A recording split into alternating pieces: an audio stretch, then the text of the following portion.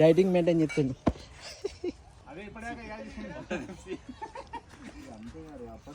పవన్ కళ్యాణ్ నీకు హాయ్ చెప్పు.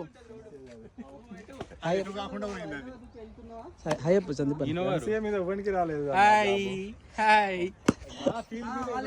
అక్కడ పక్కన రైట్ సైడ్ లో వచ్చింది పవన్ గారికి వచ్చింది. వాడికి ఐఏఎస్ వాడు ఒక్కడే ఐఏఎస్